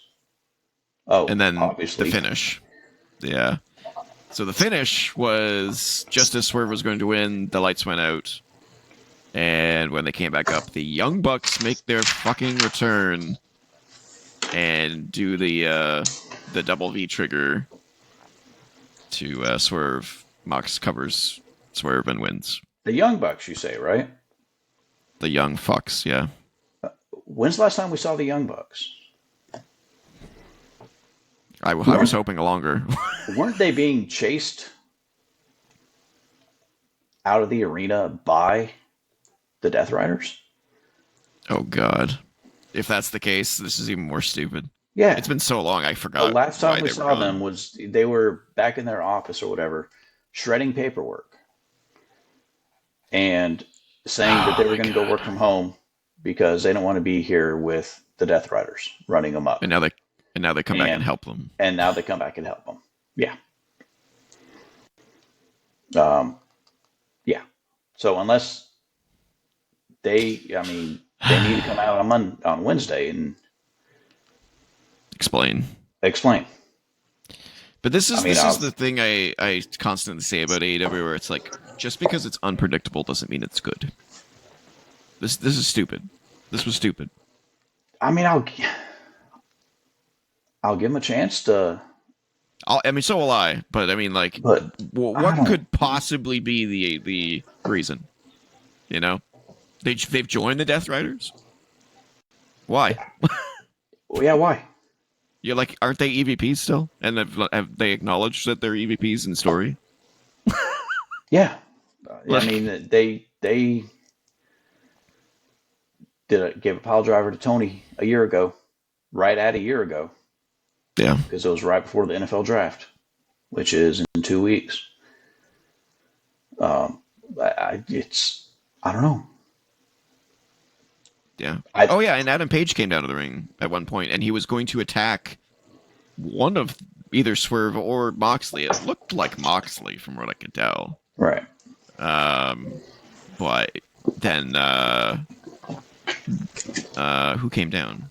Oh, that's when the Death Riders came down. I think, to stop him. Which kind of was like, why are you down there then? You know what I mean? It was like, I guess they just assumed that he was going to attack Moxley, but why would anyone assume that? There's no storyline reason for why the Death Riders would assume that Page was going to attack Moxley. Anyone who's watched AEW for the last year would think he's going to attack Swerve, right? Yeah, it was like, what? I mean, I want to rage, but it's hard to care enough. Yeah, it's so hard to care anymore. Yeah, I know. I'm the same way. I'm just like, this is dumb. Okay, whatever. It's just annoying booking. Like, it's just like, I'm just so tired of this Moxley, this Death Riders. Yeah. I mean, not that I got my hopes up that Swerve would win, or or that the my title hopes would were a little up. Yeah, but I mean, Swerve has gotten that momentum back that he had last year going into Dynasty, and now it's gone again.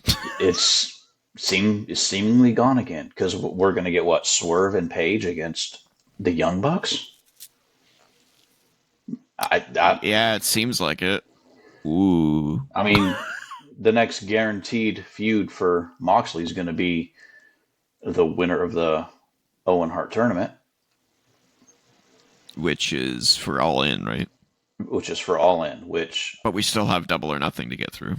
But we still have Double or Nothing, yeah. And now, so maybe Double or Nothing we're going to get Page and Swerve versus the Young Bucks because reasons. And I mean, Moxley's when gonna do it's nothing. what? Like, what's he I gonna think May do? 25th. We said, right? Yeah, for AEW Double or Nothing. Double or Nothing. So that's a month and a half.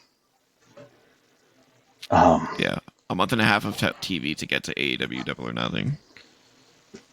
And then the only thing we really know is that match. We don't really have any idea where anything else is going. But Really, they'll probably do that match on a Dynamite. Swerve and Page against the Young Bucks. maybe. I I don't mean, know. let's look at the whole card, right? Let's think. We're gonna have the rest of the Owen Hart tournament. Yeah, I'm assuming the finals of the Owen Hart tournament would be at Double or Nothing. it could be. So what do we think that's going to come down to? Page.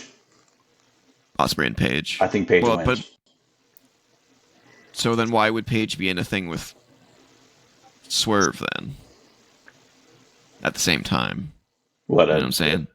to tag A with them? tag team, yeah. I, because uh, See what I because mean? be, Because reasons. because the Bucks attacked Swerve, and Swerve is going to need a teammate But to why go would he over. ask Adam Page for that?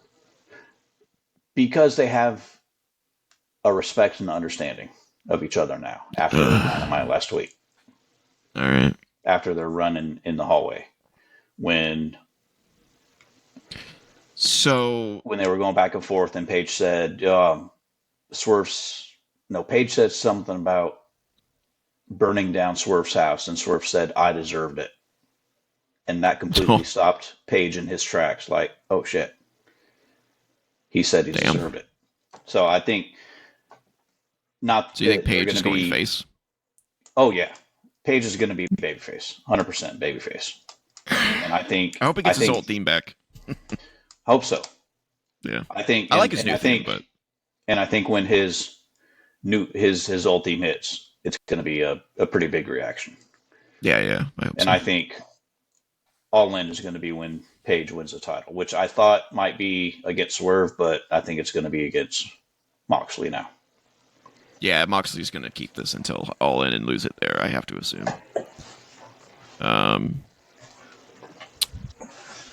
So we really don't know where anyone's going for Double or Nothing.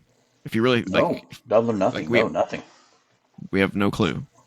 You know, maybe the Owen Hart finals for both the men's and the women's. The Hurt Syndicate, they'll defend their titles against somebody. I don't know who they're going to face them against, but they're going to face somebody. Adam Cole, who is he going to feud with? Is he just going to continue to feud? No, he can't continue to feud with Daniel Garcia. They did the handshake ending, so they're done. Yep. The tournament finals will take place at Double or Nothing. Okay, so there you go. So we're gonna have Will Ospreay versus Adam Page, probably then. I assume at right at Double or Nothing. Adam Cole versus I don't know. Jack Perry. Oh, is he coming back? I don't know. Who knows? Maybe he'll be. Well, here's my question: is Adam Cole a good guy? I don't know. I don't know. Because Daniel Garcia was a good guy, so that match maybe that's part of why that match didn't hit, because people were like, "Who do I cheer for?" Right. And then Edge is out, and so FTR is going to face someone. I guess maybe FTR just takes time off until Edge and Christian come back. Or maybe they try to go after the tag titles now. FTR versus Hurt Syndicate. Sure. Ooh, and then braided FTR. Nah. Although Hurt Syndicate's supposed to be heel, but they get cheered. They get cheered. And I don't think that's a good idea either, because that would mean that FTR would look weak if they lost to have title matches with Edge and Christian, but that would also mean that Hurt Syndicate would look weak losing the titles already. You know what I'm saying? There's no good winner in that scenario, I don't think. Or there's no double winner. You know, it's a win for one team only. There's no benefit on both sides. We've kind of talked about it lately, but WWE's unpredictable in how they're going to go after PLE because they have a lot of options, Yeah. or options that you can see. Options that you can see that make sense. Like if Seth lost, he could go to this guy, he could go with that guy for that. AEW doesn't have that. No, it's so unpredictable. It's because they don't do long-term storytelling. That's why. They do short-term storytelling. Yeah. And you can see, anyone out there who's going to tell me that the Death Rider storyline is a long-term storytelling, you're full of shit. I mean, sure, it's lasted a long time, but it's lasting a long time, but it wasn't planned in any way ahead of time. Like 6 months ago, there's no way that you can tell me that they knew that Swerve Strickland was going to be in a match with Jon Moxley and the Young Bucks were going to make their return. And like, this is all like being made up as you go. Like, who's Toni Storm going to defend against her title now? And Mercedes Moné. They've both gone through so many people now that it's like, who's left? Well, I mean, presumably,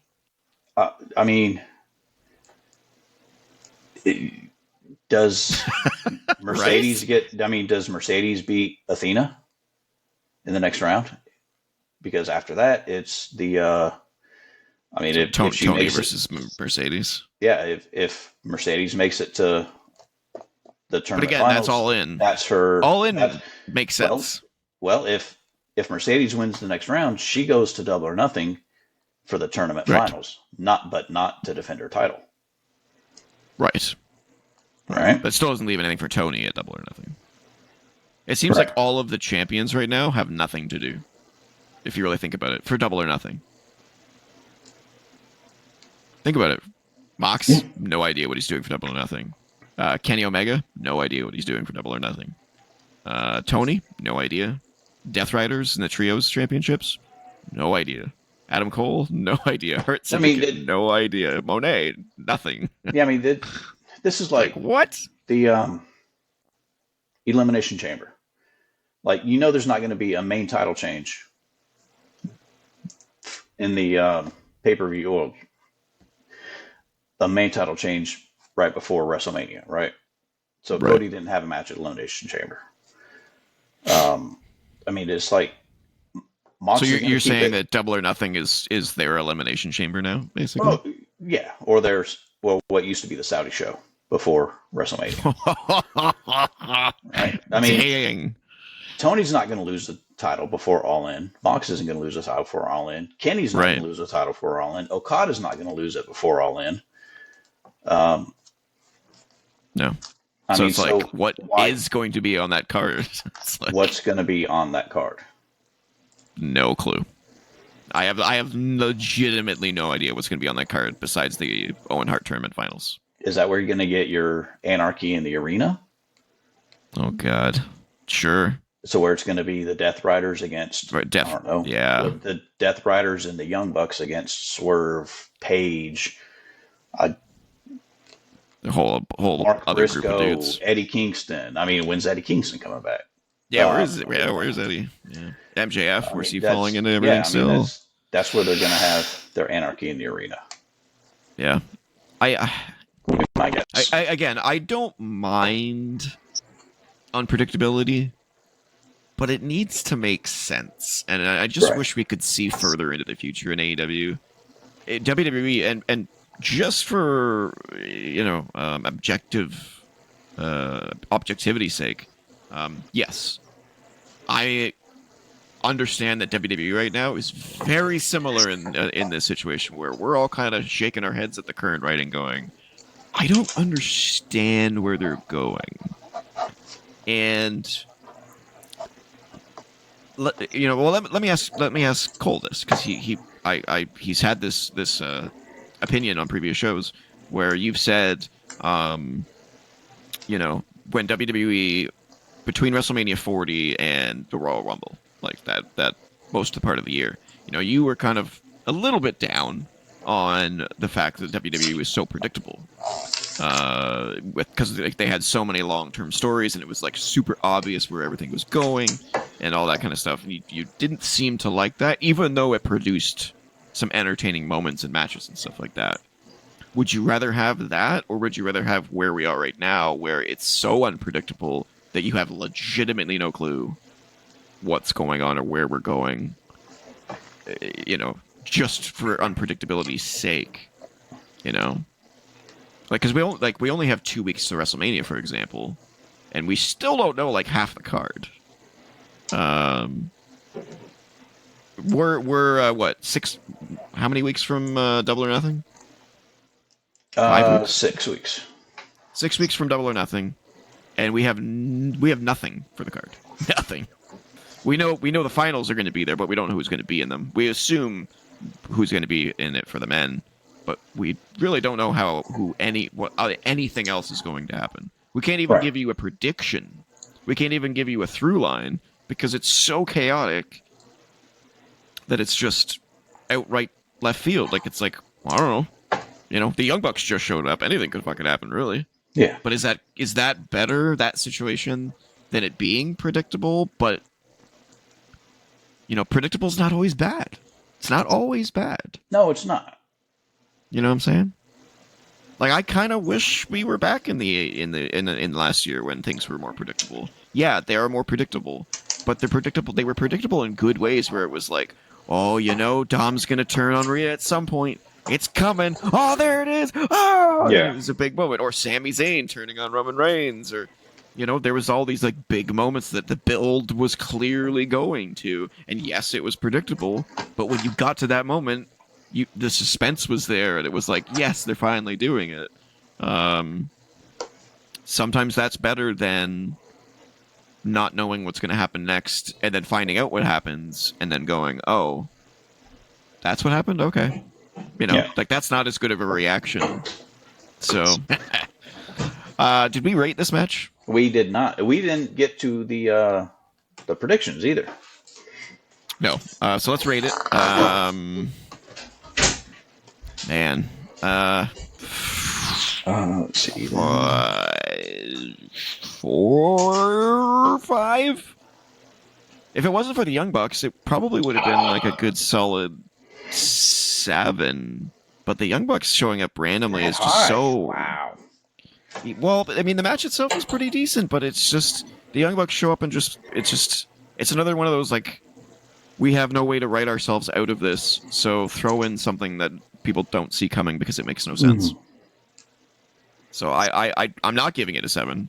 If it wasn't for the Young Bucks, I would give it a 7 if it was a better ending. But because the Young Bucks are in there and we don't know why, and it's just another cop-out, I go down to a 4.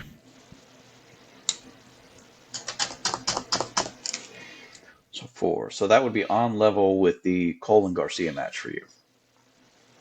Yeah, that match bored me. This match at least did something for me. It just had a bad ending. Mm-hmm. I mean, the fact that there was so much time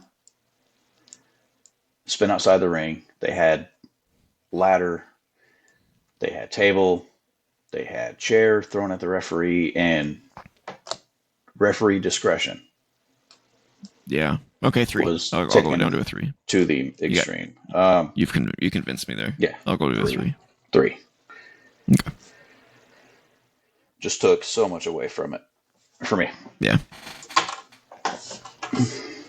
All right. Yep. So that means it's time for the final prediction. Well, we both thought that it was going to be Swerve that won. Yeah. Now you bet a whole lot of nothing. You bet 1. I bet 2. So this was my 2-pointer. This was your 1-pointer. Okay. Wow, this is going to be tight. Now, mind you, and we can go watch it back. Yeah. When we were talking about this match in the prediction show, I changed my pick. I switched my pick from Mux to Swerve. Yeah. Will that have a detrimental effect? So I feel like we may have tied. Out of a total of 8 matches, so 1 plus 2 plus 3 plus 4 plus 5 plus 6 plus 7 plus 8 is 35 minus 9, 26, I believe. No, more than that. I was trying to do it in my head. Yeah, I can't do that, man. There's no way. I normally can. I know. I am not a math boy. Should be 36. 1 plus 2 plus 3 plus 4 plus 5 plus 6 plus 7 plus 8. Yeah, 36. So out of 36 points. Oh, God. Let's see. 23. Oh, the nerves. Who's going to win?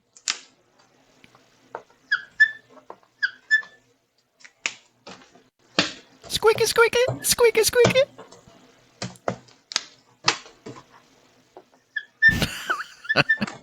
Oh, man, I'm scared. Where's the drum roll? So out of a possible 36 points, I was 6 out of 8 on my picks. You were 6 out of 8 on your picks. Oh, wow. So it came down to the points. Came down to the points, like we thought. Okay. Yeah. No way! Oh, we both missed our 1 point and our 2 point. Oh. And still. Champions Wrestling advantage. Renaissance prediction champion due to champion's advantage. Yes. The called first champion's 2K. advantage. Damn, that's never happened. Never happened. Wow. That's crazy. Wow. Yep, that is a Wrestling Renaissance first. A tie. After that Tony match, I thought I was done for. Yeah, it gave me a boost, but not enough. Yep. Damn. But it was when I realized that I only missed my 1 and 2 that I thought I had a chance. Yeah. Damn. That's a first. So yeah, no, the change to your last pick made no difference. Either way, you won. Yep. Either way, you won. Damn. Well, congrats, sir, Thank on you. your successful defense. That was my first successful defense. That is your first successful predictions defense. That is Yep. true. That is true. Which means my chance to get it back WrestleMania. is WrestleMania. We'll have to figure out still if we're doing 1 through 14 or 1 through 7 and 1 through 7, or however many matches there are on each night. Yeah, we still got to figure that out. Yeah, we'll wait until after the final Raw. I'm assuming they'll have the whole show booked by the end of the last Raw. I have to. I freaking hope so. Yeah, they should. We'll see. All right. Well, yes. What do you give Dynasty as an overall show? You said it was their worst show this year. You're going to do the average. He's going to do the average. I like this 18, idea. 24, 31, 39, 40, 51, divided by 10. 5.1. 5.1. What was my average? 7, 10, 15, 19, 25, 31, 39, 42, 50, 53. 5.3. 5.3. Wow. Well, sir. That's, I think that's about right for AEW. We are not Meltzer. I mean, I probably would have done probably between 5 and 6. I probably would have been stuck between 5 and 6. Yeah. If I would have just given it a number rather than averaging. Yeah, I agree. It's a definite improvement for me over many of the previous AEW shows, but they're still making mistakes that I think are so avoidable. The production still needs to be vastly improved. Commentary needs to shut up during entrances. They still talk over. Unless JR is out there, they still do that constantly. I'm like, shut up. It's so bad. Oh, I get so turned out by the commentary. Yeah. Don't ask me how I deal with them, but not Booker T. How do you deal with him but not Booker T? I'll ask. He just grinds my gears, man. I don't know. Shucky ducky quack quack. Oh yeah, dog. Yeah. That's what I want, dog. Oh yeah. Didn't after the show, I don't know if you heard about this, but after the show went off, apparently Swerve called out Booker T. Yeah. They've kind of been going back and forth on, well, Booker has his podcast or radio show, or whatever, and Swerve is kind of on interviews that he's done. Interviews, yeah. Kind of been feuding back and forth. Yeah. I don't know all the details about it, but for whatever reason, they don't. Clearly, they're not liking each other right now. Yeah. But not a great idea, I think, for Swerve. If you ever see yourself going back to WWE, you may want to knock that off and just kind of ignore. I mean, right now he's got no reason to. I mean, he is. No, I agree. People love him, and Tony does treat him good. Tony really does right by him. Yeah, fair enough. He keeps. I mean, even though he keeps losing feuds. That's right. Oh yeah. Oh yeah. But he keeps losing feuds, but he keeps being over and he keeps being on TV. He's there. Yep. Yeah, he's there. He's yeah. Fair enough. That's fair. All right. This has been the AEW Dynasty Results and Review Show. If you wanted to catch me on BlueSky, I am at TJ-Leo. I am on the X and the BlueSky at Cole2K. And you can email us at co.up.podcasts@gmail.com. Don't forget to join the Co-op Club. It's our Discord community server. The link is in the description. You just have to answer a couple of questions. Takes less than 30 seconds. And we'll approve you to join. Don't forget to comment, like, share, subscribe, all that good stuff. All the good stuff. And maybe we'll have a run-in for you this week. Maybe. I think we might. If not, we might. All right. I think we might. If not, we'll be back next week for one of the biggest shows of the year, WrestleMania predictions. WrestleMania predictions. Oh boy. By the way, I didn't realize this. I don't know if we've noted or talked about this before, but did you realize that WrestleMania is on Easter weekend? Yes, I did. Yep. What a weird booking decision. That is very weird. Very odd. Very odd. That is a strange decision. Very. But anyway, this has been our show. We will be back. Thanks for listening. All right.